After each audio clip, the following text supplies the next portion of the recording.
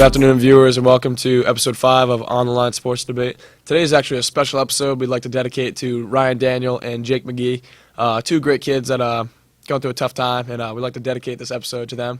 And today I'm here with my partner, Matt Capitos. How's it going, guys? And today we're going to be discussing, is the NFL more of a passing league, or is it more balanced? Cap? Alrighty, well, there's a lot of good athletes in the NFL right now. There's a lot of good athletes coming up from college, a lot of very versatile quarterbacks, but I still think this league is definitely a passing league. We got teams such as the Patriots, the Steelers. They got quarterbacks back there that aren't The Patriots, who have the most rushing touchdowns in the NFL. Keep going.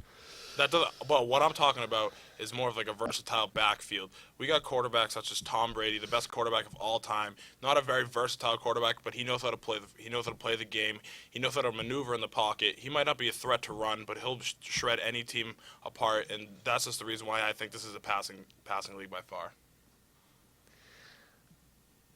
I think the 2000s have mainly been a passing league, but I think this year in particular, we're starting to see more of the balanced offense because you got superstar running backs coming to the league. Like you got your Zeke Elliott's, your David Johnson, your Le'Veon Bell.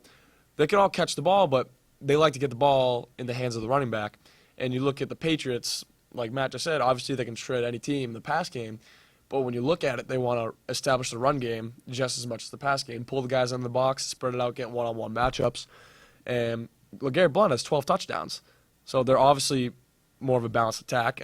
Obviously, they're fantastic. The Patriots are going to do what they're going to do. But you look at teams like the Seahawks, who are a run-first team, who always have been. You look at the Cowboys, who've more of a balanced team this year. They're trying to get the ball into the hands of Zeke Elliott.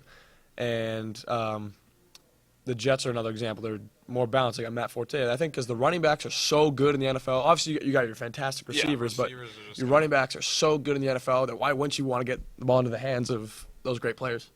Yeah, exactly. I mean, I'm not disagreeing with you as much, but there's a point where every team needs to have some stud receivers, and like you said, in the 2000s, Seahawks. it's definitely been a passing league for sure. I mean, Dolphins.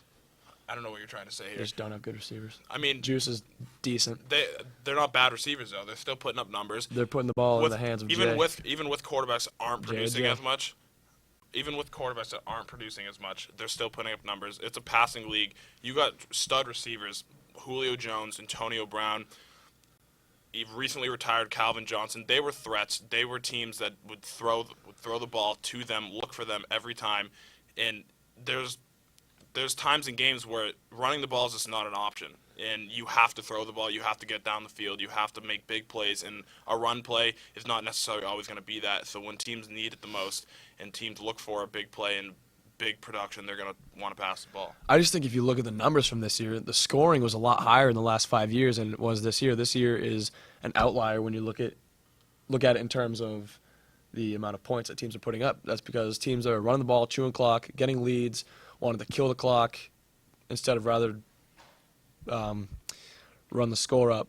So I firmly believe that it's becoming more of a balanced league. It evolved from constantly running the ball, went more balanced, then it was always throwing the ball. Teams were throwing it 50, even 60 times a game.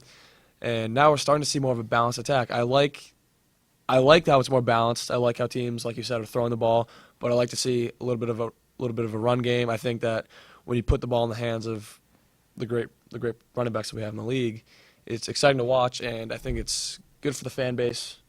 Oh yeah, I agree.